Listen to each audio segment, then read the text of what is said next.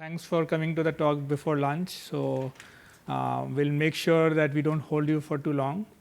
Also, we'll be uploading the slides on SlideShare. So there's no need to take photos unless you want to tweet about it. So that's fine. So let's get started. My colleague Ira and I will be giving a joint talk today.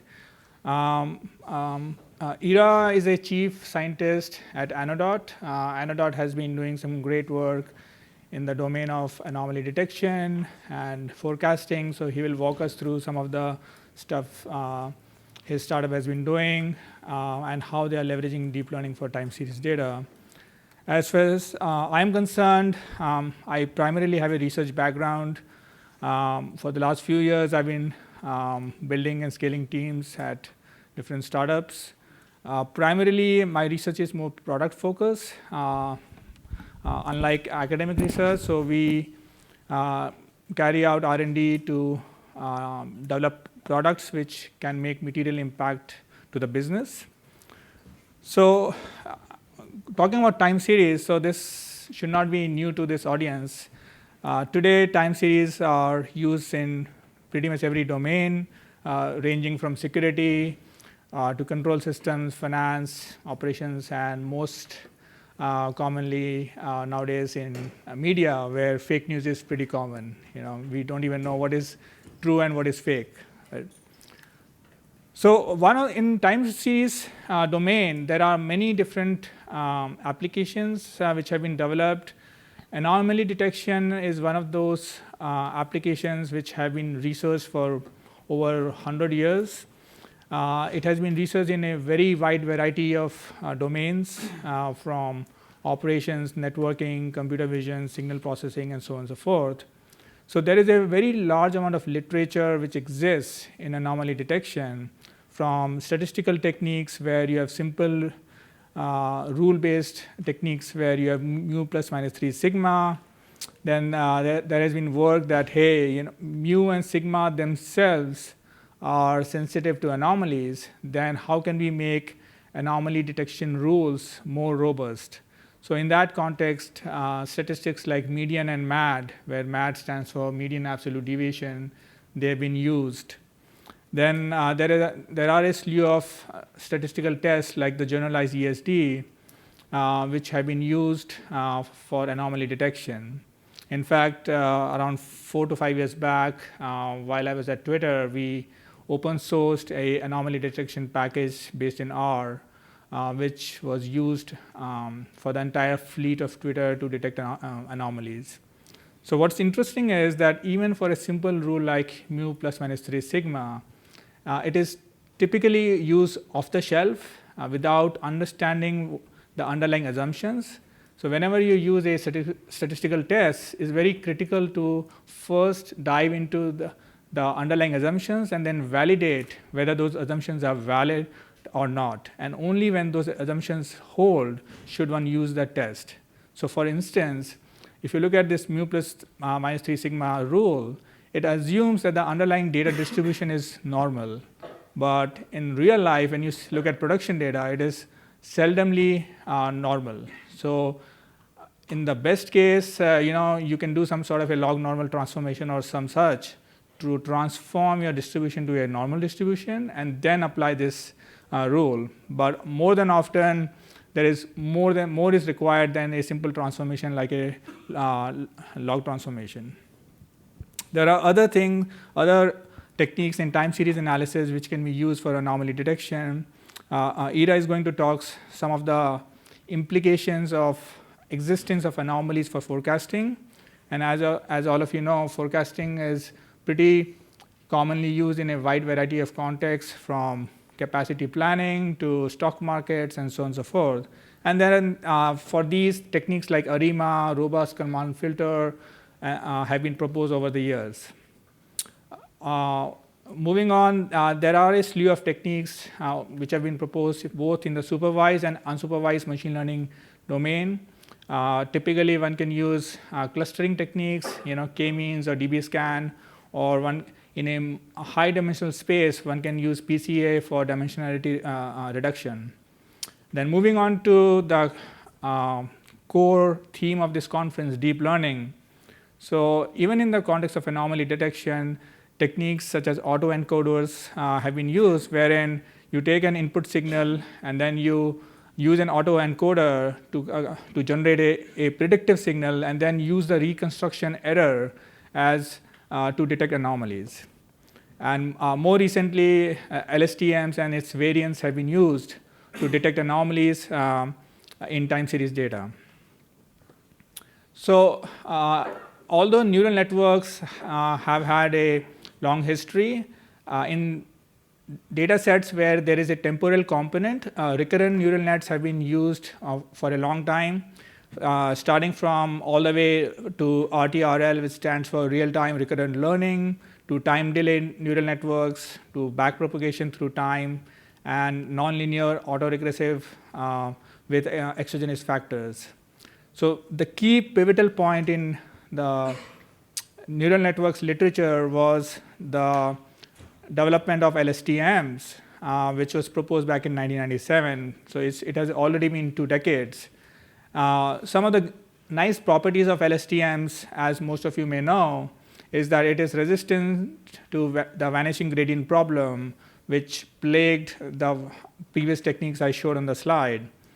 It achieves pretty good results when dropout is used, and then adding a bias of 1 to the forget gate improves the performance even further. So what we have done is that we developed a LSTM-based encoder-decoder, very similar to the autoencoder model, and we have been able to leverage this to find pattern anomalies. So most of the techniques which I mentioned earlier, they are good to detect point anomalies, but often what you really need is to detect change in patterns, which is a much harder problem than to find point anomalies. So this is one example graph of data taken from production, where we leverage this LSTM encoder-decoder. So the blue line corresponds to the raw data, and the red line corresponds to the prediction error. And one can, once you have the prediction error, then you can use simple rules where you use a certain threshold based on the context to detect anomalies. One of the advantages here of using LSTM encoder-decoder is that one need not set the window size for model estimation upfront. And equally important is that fact that it works with non-stationary time series with irregular structure. So in most cases, what happens is that any technique published in academic literature, they make certain assumptions that the time series is stationary. Now, often these assumptions don't hold with production data. So using LSTM-based techniques, it gives you that power to alleviate these limitations, which can be very useful in real life. There are a large slew of extensions of LSTMs, as mentioned here on the slide. So we are still in the process of evaluating the different extensions with respect to speed and accuracy trade-off. And as you know that today, the rate at which papers are published on arXiv is much faster than one can read and implement. So we are still in the process of evaluating some of them. So moving on, so most of the work done in other domains has been with data from operations or network or networking, or even in high frequency trading, where you have a temporal component, but most often the actual timestamp is not leveraged in anomaly detection. So essentially what you have is a sequence of values where the sequence have a temporal significance. Now this can be extended to a more general class of techniques called sequence modeling techniques, where one can apply these methods to other domains such as NLP or speech or financial forecasting, so that one can find interesting patterns in these sequences. So these sequences need not have a timestamp associated with them, but one can still leverage RNNs or LSTMs for sequence modeling. Now, the challenge with RNNs is that due to their sequential treatment of the individual data elements. They are slow to train, and they have been shown to be notoriously difficult to train. So consequently, in the last couple of years, alternatives to LSTMs have been proposed, such as TCN and feed-forward models. So in TCN, essentially it marries a 1D fully convolutional network with causal convolutions. So a 1D FCN ensures that the output is of the same sequence length as the input, and the causal convolution ensures that there is no leakage from the future into the past. So which means that your output at any given time t, it only convolves with the element at time t or the past. So it makes certain assumptions here that your sequence is stable. That means you don't you're not exposed to that vanishing gradient problem. And then there are certain optimizations which have been proposed, such as dilation or using deep neural networks with residual connections. More recently from this year, there have been works in the feed-forward models, such as the gated convolutional language model, the universal transformer. The key advantage here is that they are very amenable to parallelization, and hence it gives you high inference speed, and they can be trained much faster. And the reason you need this high inference speed is this. Nowadays what is happening is that the app developers, they are embedding these models into their apps, which actually run on your phones. So there are these mobile versions of these networks which are being baked into the apps. So having high inference speed is very critical, and that's where leveraging feed-forward models can be very useful. Now we have heard talks on anomaly detection for the last 5-6 years at conferences such as Strata, Velocity, even at O'Reilly AI, although it's in a much newer conference. We have had several talks on anomaly detection. Now the challenge here is that if you hear from companies such as Netflix, Uber, or take your pick, everyone touts that they monitor hundreds and millions of time series. Now one can potentially detect anomalies in these time series, but then how do you take action on them? So dashboarding is clearly not a feasible option until and unless you hire an army of SREs who are just watching at dashboards. So essentially then one experiences anomaly fatigue, that you are able to find anomalies which are statistically robust, but then how do you filter out the select few to do root cause analysis? So one of the common ways, not the only one, is to employ correlation, which I'll talk in a minute. So besides correlation, one can potentially employ multivariate analysis. So instead of 100 million, imagine that you have 100 time series. So conceivably, one can analyze these 100 time series in a 100-dimensional space. So you effectively have one time series in a 100-dimensional space. But it's very expensive because you would need much more data due to the curse of dimensionality. And then there are other challenges, that how do you account for recency? Because if you work in a 100-dimensional space, you'll probably need 2 or 3 years of data. So if you're looking at P99 of response time, you probably don't want to look at P99 of response time from 1 year back, because it's not really meaningful. So there are challenges in leveraging multivariate analysis in the real world. So as I said, one can leverage correlation to address anomaly fatigue. So here is a very simple example taken from production. So here you can think of the plot at the top as a metric corresponding to document complete, for example, and the metric below, as you can see, that they are highly correlated even visually. So one can navigate from the user-facing metric to the actual root cause and see that what happened, why did this anomaly happen. Now this is a very simple example because there are just 2 time series. Now, if we extend it to, let's say, 5, then we see that at different time spans, there are different anomalies, and we can correlate and find the root causes. And the root causes can be different at different instance of time. Now, let's extend from 5 to 12 time series. Then it becomes a little difficult that how to do this correlation analysis. So one of the ways to address this is to compute a correlation matrix that here, if you in this particular example, let's say you have a 15 time series. So one can compute this 15 by 15 correlation matrix to find the correlation coefficients between all different time series. Now, as much as this may seem to be very useful at the onset, but it's not really scalable because it's a n-square algorithm, and more importantly that there can be some meaningless correlations, because there can be two signals which are completely uncorrelated from a contextual standpoint, but from a mathematical standpoint they may be highly correlated or anti-correlated.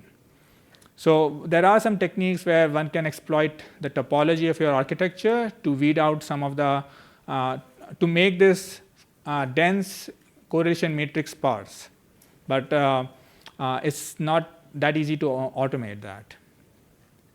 So there are since the 1900s, so it has been more than a century, there have been a very wide variety of different correlation coefficients which have been proposed in the literature.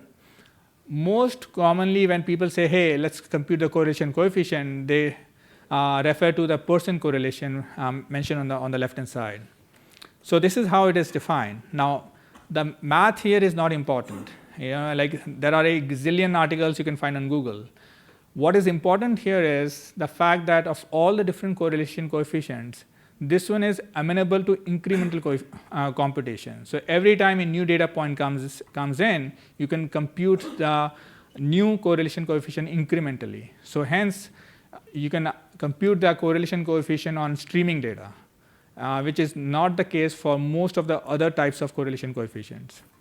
Now here, as I mentioned earlier, that mean and standard deviation themselves are susceptible to anomalies. So here in the definition of the Pearson correlation, we see the x bar, which is the mean of x. So there are simple techniques to make the Pearson correlation robust. You replace the mean by median and the standard deviation by MAD, but then you lose the incrementality as a consequence of robustness. And then, as Ida will talk about it later, most of the correlation coefficients, they capture linear correlation. But in real life, it's seldom that the metrics are correlated linearly. So here is an example on the right hand side where if you were to compute the Pearson correlation, the value will be 0, but when you see it visually, you can see that the values are highly correlated. So there has been, in the deep learning context, as I mentioned in the previously, that one can extend time series analysis to sequences. So similarly, one can compute correlation on sequences. So a sequence can be of text, it can be of audio, images, video, So how do we leverage this concept of correlation for other modalities? So there has been a very rich amount of work in the first 4 domains. Haptic is somewhat new, so it is an upcoming field. And of course, there is smell and taste, which is still in the future. So we haven't really, as a research community, we haven't delved into these yet.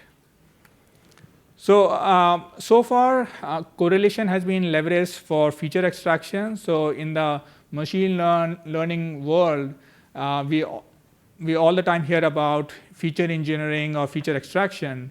So there have been techniques such as CEA or correlation PCA, which have been proposed to extract features in a high dimensional space. Then from an application standpoint, correlation loss has been leveraged for face detection. Architectures such as CFNet have been proposed for object tracking and so on and so forth. More commonly, nowadays, common representation learning is pretty hot. whereby one can leverage common representation learning to address any incomplete images or videos, or to reconstruct a missing view, or to augment a single view based on other views data. So their correlation neural networks can be leveraged to assist common representation learning. Now, in the deep learning context, there is this concept of loss functions, as most of you may know. So softmax loss has been used pretty extensively for multiple decades. Now, since then, in the computer vision community for object detection or object tracking, several other variants have been proposed, like the triplet loss, center loss, and so on and so forth. More recently, in last year, correlation was leveraged for the first time to improve the separability and the discriminatory ability of features. And here's an example of how correlation loss can improve the separability. So here, what I show here in the example, the one on the left-hand side, we see that although it is able to find distinct clusters, but there is still overlap between the clusters. But if one were to use correlation loss to learn the network, then there is much better margin between the different clusters. Talking about correlation, so in the standard definition of Pearson correlation, it normalizes the value by the standard deviation of x and y, but this in itself introduces a non-linearity, and it typically yields a non-Gaussian distribution. So what happens is, due to this non-Gaussian distributions, after applying correlation analysis, it is difficult to use off-the-shelf techniques which typically assume a Gaussian distribution. So here, what is proposed is to use uncentered Pearson correlation, whereby we do not normalize by the standard deviation and of x and y. So I'm running low on time. So moving on, so as I mentioned, common representation learning is a very common technique used nowadays to understand the correlation between different modalities. Like it can be a video and an audio. So understanding the correlation between an audio and a video can help you, for example, to carry out lip syncing. So there are very practical use cases of leveraging correlation in the deep learning context from an application standpoint. Now, when we talked about anomalies, I mentioned that you can use any of these techniques, but then you will experience anomaly fatigue. Now, similarly, correlation should also be used with caution, because you can compute correlation between any two metrics. Now, what's interesting is that as back as in 1897, there was a quote from a person that if you can have 4 random variables x, y, z, and w, which are completely random, but if you have 2 derived variables u and v, you can potentially find that these are correlated. And if a doctor were to take an action or prescribe a medicine based on that, then it may not be the most wise decision. So these things should be used in a highly contextual fashion. And just for some fun, before I hand it over to Ira, so there is actually a website which I have it in my footnote, that you can actually take 2 random time series and you can have a correlation of 1 or correlation of -1, but from a contextual standpoint, it would be completely meaningless to even compute a correlation between the time series. The flip side is that, again, so this is another example from more than almost 100 years back, that here we see that the 2 time series are shifted in phase, but they are highly correlated. So if we do not do phase shifting before computing correlation, then you would assume that the 2 time series are not correlated. So again, marrying the context with correlation analysis is highly important. With that note, I'll hand it over to Ira. Thanks, Arun. So the second half of the talk is going to talk about forecasting and the roles of correlations and anomalies in doing accurate forecasts.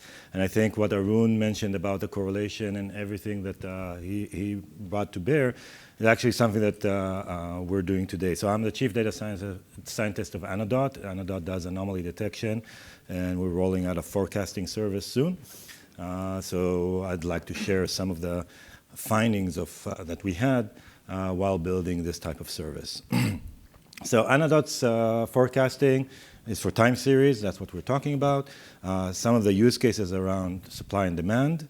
And the idea is to democratize forecasting capabilities for anybody with no data science required and have a fully automated forecasting algorithms. So that is challenging. It's not hard to, it's a bold statement to make. What are the types of use cases that we see are out there? And I'm sure if you're working in various companies, you see this as well. So in e-commerce, you want to predict sales so you can ensure inventory. And ride sharing like Lyft or Via, you want to predict demand to ensure you have sufficient drivers on the road. In fintech, you want to have, if you're a payment company and you're keeping funds for making payments, you want to make sure you have availability of that, customer support. And really, the cycle of doing it is you predict the demand, you adjust your supply, and you measure your demand, and it goes on. And the errors kind of got lost in the translation between PowerPoint and PDF. But the horizon is typically hours or days. Another type of forecasting that is very typical is financial outlook and planning. So if you are data-driven and you have to meet certain targets, you want to predict it so you're ensuring you're on track and change your budget or change your planning if not.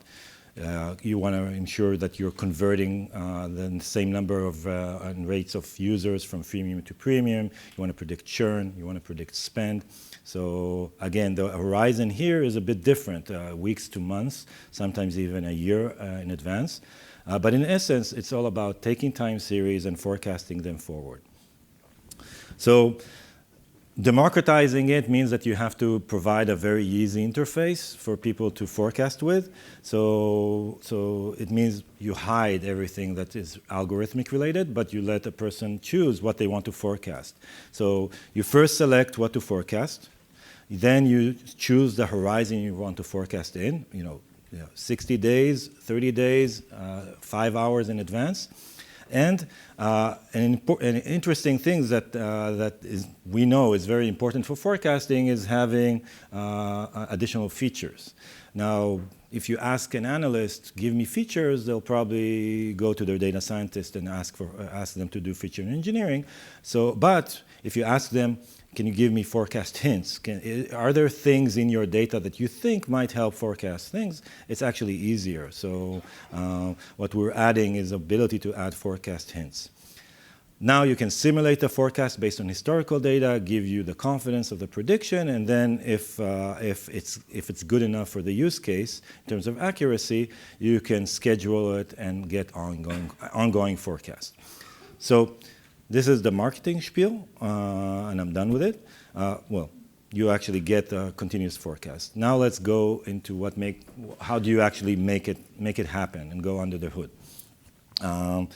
So there isn't any kind of new things in making a good forecast. This is a supervised problem. You have a target time series that you want to forecast. You have correlated events and measures, these forecast hints that could be millions of these. And the approach we took is to have an ensemble training using various techniques that are out there. LSTM with grid search training, Profit, which is an open source from Facebook, nonlinear regressors, and choose the best model selection, linear temporal models like the ARIMA and SARIMA that Arun talked about, and choose the best model from there, and then combine them together into one ensemble. That produces the most accurate results. But there are a lot of details in how to do this, both accurately and at scale. So the first thing that I wanted to mention, how do I actually know out of all the hints It could be millions of time series and events. Which ones actually would help me forecast?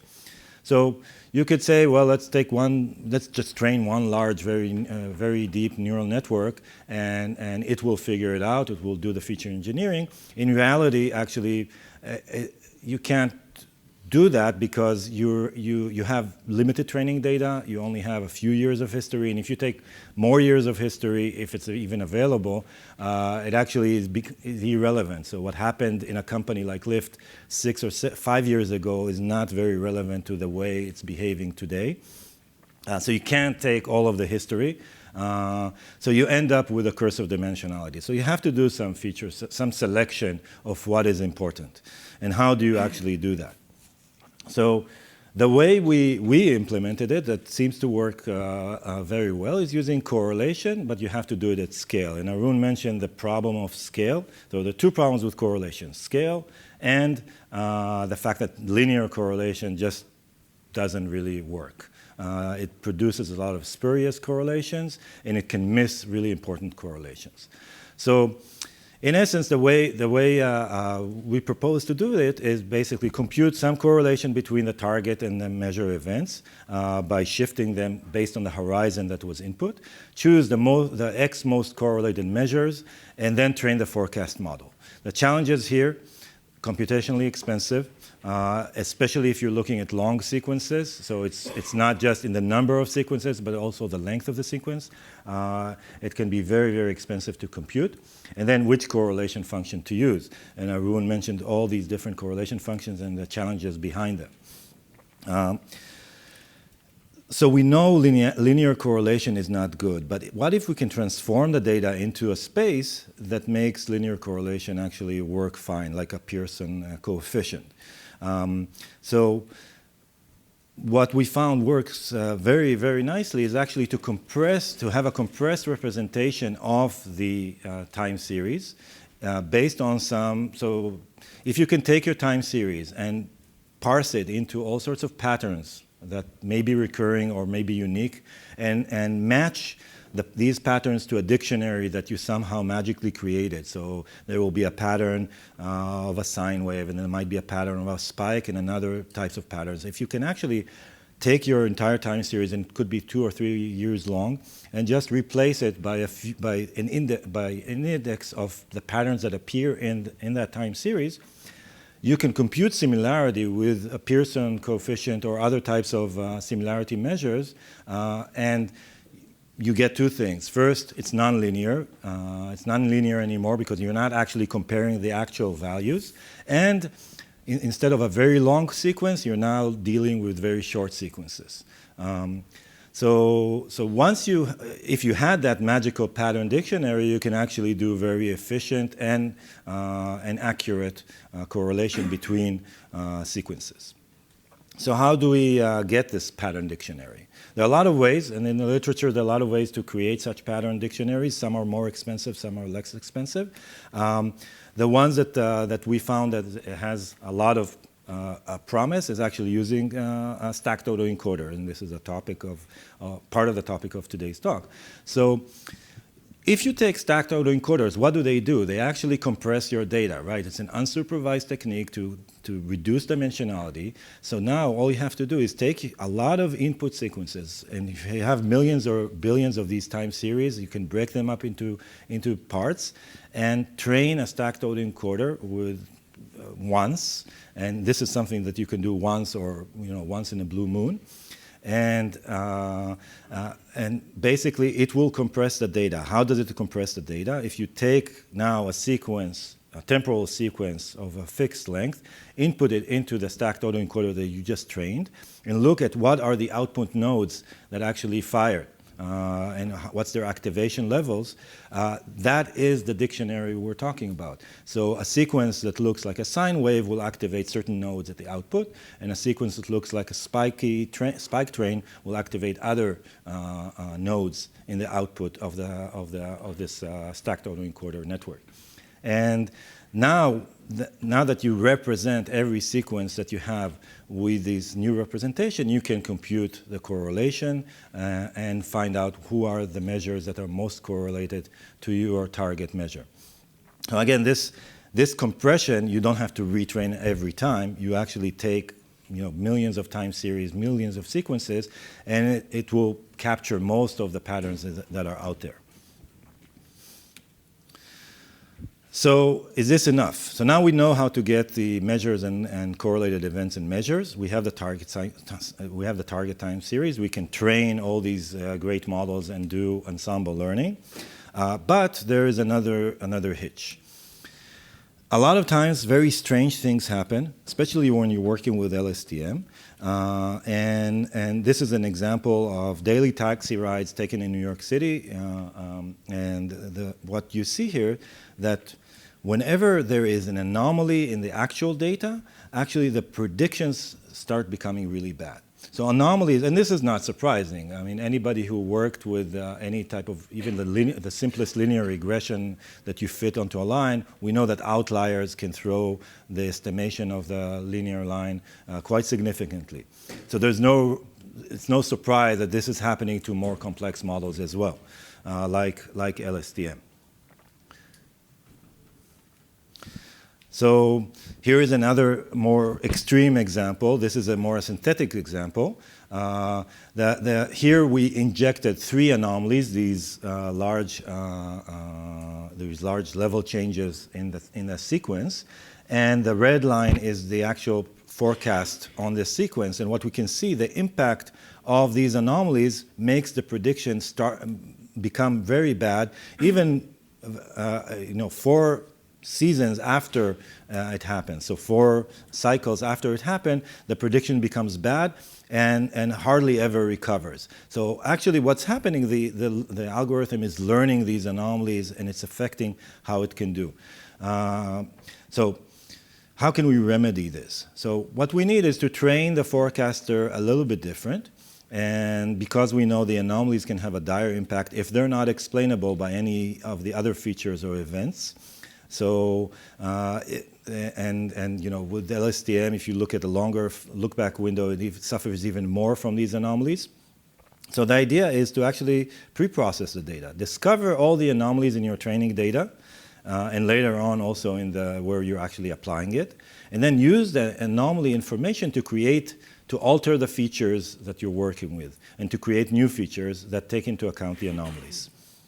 So instead of just pushing in the data into a training module that will do the ensemble learning, you first pre-process your data to find the anomalies, create the new features that you needed out of them, and input that into the forecaster. So will that work? So this is the same synthetic data before, and this is after. So you can see quite a significant difference between the quality of the forecast, even without me showing you the accuracy numbers themselves. Here is another example. Here you can see the impact of these large spikes. It's much smaller than the synthetic example I showed, but you can see a cycle after the large spike. You can see how the forecast tries to also imitate that spike. While if you take into account the anomalies, there is nothing wrong here. Here is some addition. This is the data that I showed before, that the number of rides in New York City, and this is with no anomaly effect. And there are some really, really extreme examples that we have seen. This is one that trained with a lot of anomalies in the training data, and you can see how the model is basically learning some sort of average and not able to track the actual data at all. While if you create those anomaly features in the training set, you can get a much more accurate forecast. So I don't know if you saw the number. The confidence here was 71%, and here it's 83%. So quite a significant increase. Is there value in predicting the anomalies? Is there what? Value in predicting the anomalies. So There's a problem of congestion.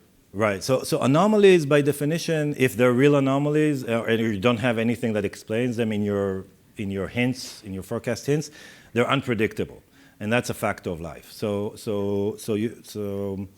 you can't actually predict that there will be an anomaly. If you can predict it, it's not an anomaly.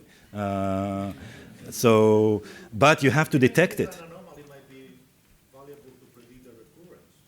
Yes. So if it's a recurring anomaly, then you create a certain set of features, and that's part of the pre-processing. If you see a recurrent anomaly, for example, based on a certain event that happened before it, then you create a feature that takes that into account. But a lot of anomalies are surprising. I mean, you can't predict, maybe you can, but you can't predict 9/11, right? Unless you have that data that tells you that it's coming.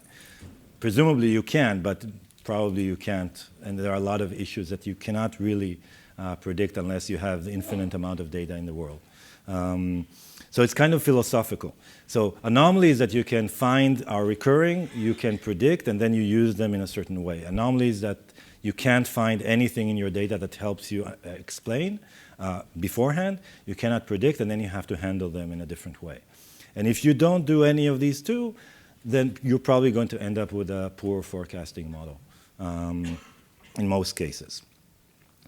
This is the loss function between the training of this example, and that's actually, so just to wrap it up, because we have about 30 seconds left, when you actually incorporate the anomalies into your training of a forecasting model, you can get, I mean, we've seen 1 to 15% accuracy improvement, which is quite significant, especially if you go from 70% to 85% or 80 to 95%. It means the whole world of difference in terms of business.